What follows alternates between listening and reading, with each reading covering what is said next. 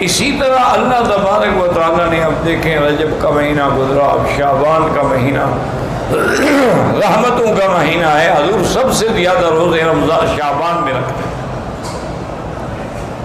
اس کی وجہ یہ ہے کہ تاکہ رمضان کے لیے ہمیں استعداد اور تیاری اور ترقی اور جذبہ پیدا ہو جائے۔ اور یہ بھی دعا فرماتے تھے کہ اللہم بلغتنا شعبان بلغنا رمضان، یا اللہ جیسے آپ نے ہمیں شعبان نصیب کیا ایسے رمضان نصیب فرمائے۔ اچھا، رمضان کا مہینہ کیا ہے کہ ابھی پہلا حصہ جو ہے وہ رحمت ہے، دوسرا حصہ جو ہے وہ مغفرت ہے، اور تیسرا حصہ جو ہے وہ جہنم سے آزادی کے پروانے۔ اسی طرح حدیث مبارک میں آتا ہے کہ مسلمان کے لیے دو خوشیاں ہیں، ایک جب وہ افطار کرتا ہے تو خوشی ہوتی ہے کہ سارا دن کا پیاسا ہے، بھوکا ہے، اب اللہ کی نعمت سامنے، اور ایک اس دن خوشی ہوگی جس دن اللہ تبارک و تعالیٰ کا دیدار کرے گا۔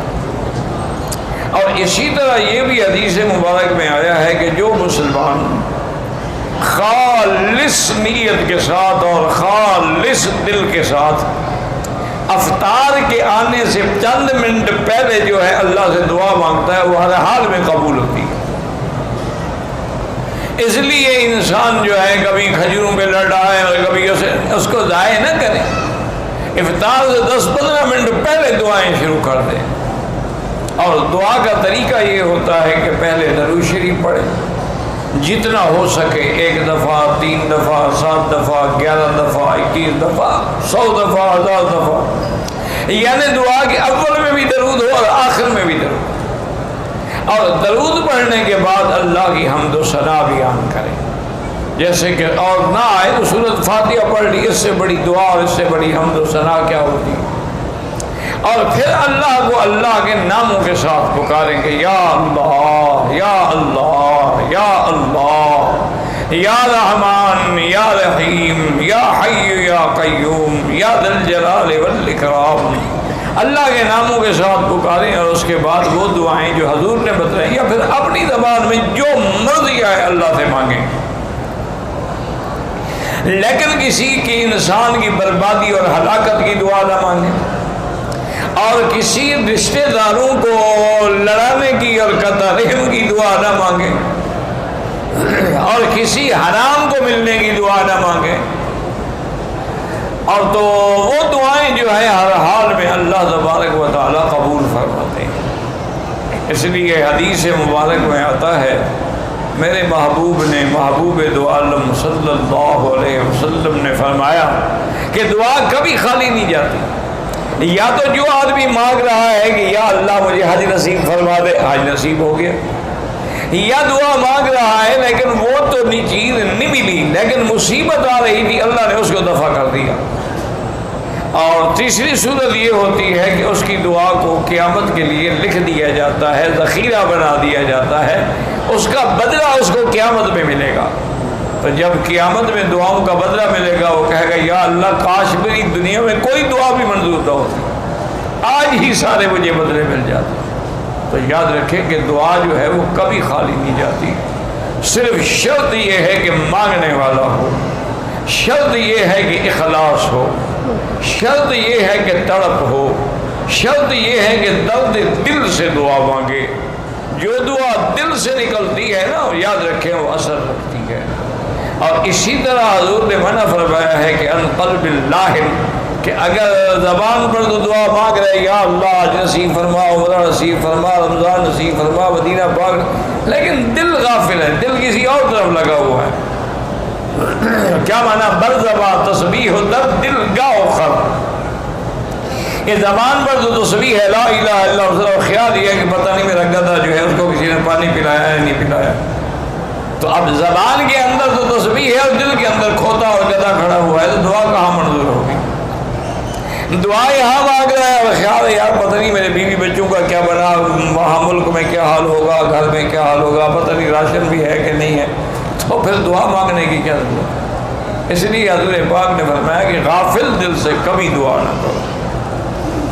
اور علماء نے اور اولیاء اللہ نے لکھا ہے کہ جب دعا مانگو اور دل لگتا جائے دعا میں کہ بالکل زبان پہ دعا ہے، آنکھوں میں آنسو ہیں، دل میں رقت ہے، بدن ہے بدن پہ لرزہ طاری ہو رہا ہے، سمجھو کہ رحمت کی گھڑی آ گئی ہے، اور مانگو اور مانگو اور مانگو، اور دعا مانگ رہے ہو دل نہیں لگ رہا، بس کر دو. ایسا نہ ہو کبھی نافرمانی کی وجہ سے کہ اچھا مانگتے مجھ سے اور دیکھتے ادھر ہو. اب دیکھیں نا مثال کے طور پر آپ کسی بادشاہ کے سامنے یا گورنر کے سامنے یا حاکم کے سامنے کھڑے ہو کے بات کریں، بات اس سے کریں اور دیکھیں اس طرف، تو وہ کہے گا یہ کون ہے بے وقوف، نکالو اس کو مجلس سے، بات مجھ سے کر رہا ہے اور دیکھ ادھر رہا ہے.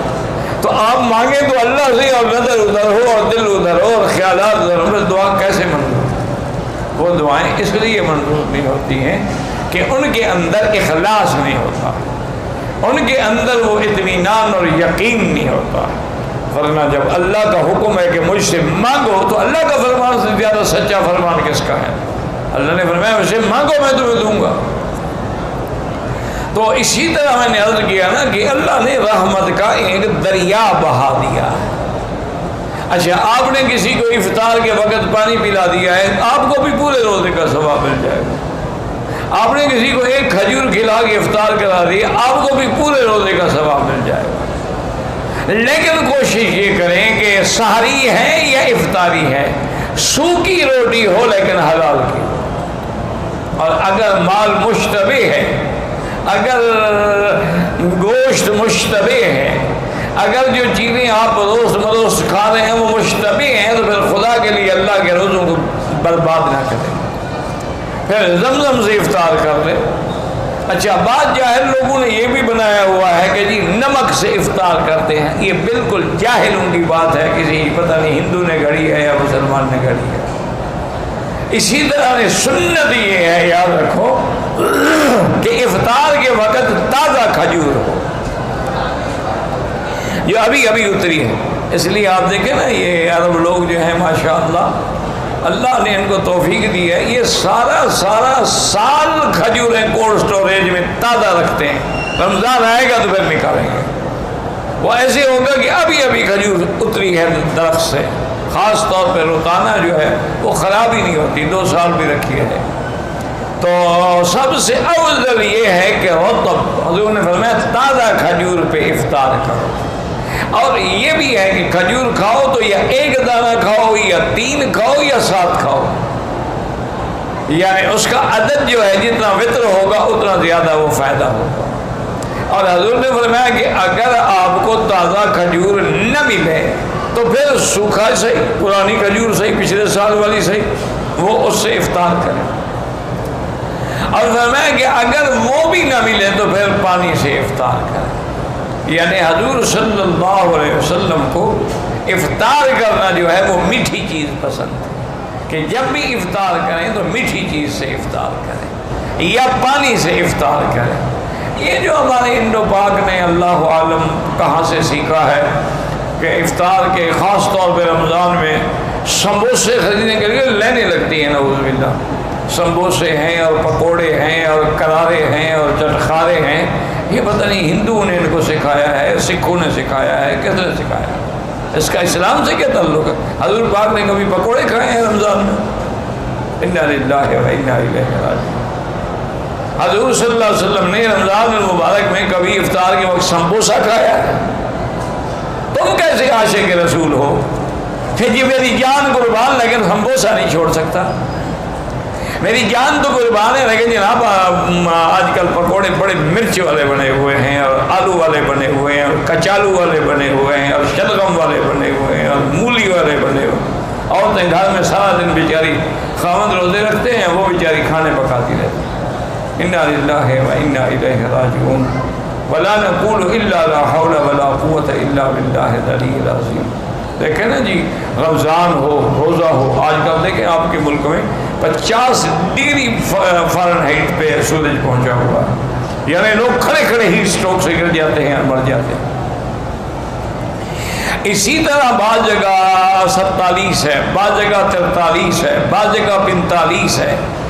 تو اور پھر یہ ہے کہ وسائل بھی نہیں ہے نا. دیکھو نا یہاں تو الحمدللہ میں تو ہمیشہ اپنے دوستوں سے کہتا ہوں، میں کہا یار مکے مدینے پاک کے روزے تو مفت کے روزے ہیں. انہوں نے کہا کیسے؟ انہوں نے کہا بھی آرام سے ساری رات جاگتے رہتے ہیں، صبح کی نماز پڑھ کے ایئر کنڈیشن چلا کے کمبل لپیٹ کے سوتے ہیں، سردی لگتی ہے، ظہر کو اٹھیں گے نماز پڑھ کے انشاءاللہ پھر لیٹ جائیں گے، حضرت کی ابھی نیند پوری نہیں ہوئی، 6 گھنٹے سو چکا ہے، پھر سو جائیں گے، اور پھر عصر کے بعد جو ہے جناب پھر وہی تیاری شروع ہو جائے گی کہ شربت ہو اور اناناس ہو اور جام شیریں ہو اور قصر شیریں کی مٹھائی ہو اور پکوڑے ہوں۔ انا للہ و انا الیہ راجعون ولا نقول الا لا حول ولا قوة الا باللہ العلی العظیم۔ میرے دوست تو نہیں کہہ سکتا، بہرحال مہربانی فرماتے تھے، بزرگ تھے، میرے خیال میں ان کی عمر 80 سے اوپر ہوگی، خیال ہے میرا، اللہ عالم، لیکن ماشاءاللہ اللہ نے ایسی صحت دی ہے نہیں کہ ہم چل نہیں سکتے، گھٹنے بھی جواب دے گئے اور گردن کا یہ عالم ہے کہ نہ ادھر دیکھ سکتا ہوں نہ ادھر، کہ ابھی وہ محبت سے بیچارہ مل رہا تھا، تھوڑا سا اور جھٹکا دیتا تو کام ہو گیا تھا ماشاءاللہ۔ یہاں رواج ہے نا، ملیں گے پھر گردن میں بھی ہاتھ ہے، گردن کیا کیا قصور ہے بیچاری کا یار، بوسہ بھی دینا ہے، سامنے کھڑے ہو کے دے دو، یہ کون سا بوسہ ایک بار اس کی گردن میں ہاتھ ڈال، میں بیوی ہوں تمہاری، عجیب سا رواج ہے جناب، گلے میں باہیں تو بیوی کے ڈالی جاتی ہے نا، استاد کو تو ماتھے پہ بوسہ دیا جاتا ہے، سر پہ بوسہ دیا جاتا ہے، اور وہ آرام سے بیٹھا کر اس کو تکلیف پہنچا کے بوسہ دینا ہے تو پھر کیا فائدہ ہوا؟ اس بیچارے کو تو خیر پتہ نہیں تھا، اس نے آمدن تو نہیں کیا، لیکن اس کو اتنا تو سننا چاہیے تھا کہ 18 دن ہو گئے استاد بیمار ہیں، کیا بیماری ہے؟ نماز کھڑے ہو کے بھی نہیں پڑھ سکتے، صرف میں فرض میں کھڑا ہوتا ہوں اور وہ بھی مشکل سے، کیونکہ حکم ہے کہ اگر قیام کر سکتے ہو اور نہیں کرتے نماز نہیں ہوتی۔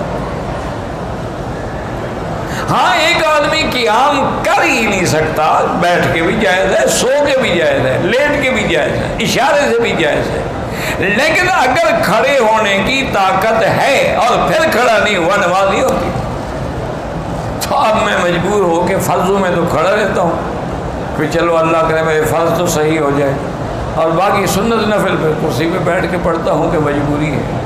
تو اس لیے ہمیشہ یاد رکھیں کہ رمضان المبارک کا مہینہ آ رہا ہے، ابھی سے تیاری کر لیں، ابھی سے توبہ کر لیں، ابھی سے گناہوں کی معافی۔ میں یہ نہیں کہتا آپ شربتیں نہ پئیں، اچھے کھانے نہ کھائیں، رات کو جا کے کھا لیا کریں نا گھر میں، لیکن افطار تو سنت کے مطابق کریں نا۔ اور آپ کو شاید احساس ہو نہ ہو، جہاں آپ پکوڑے کھاتے ہیں نا 2 صفوں تک اس کی ہوا ہوتی ہے، لوگوں کی نمازیں برباد ہو جاتی ہیں ماشاءاللہ۔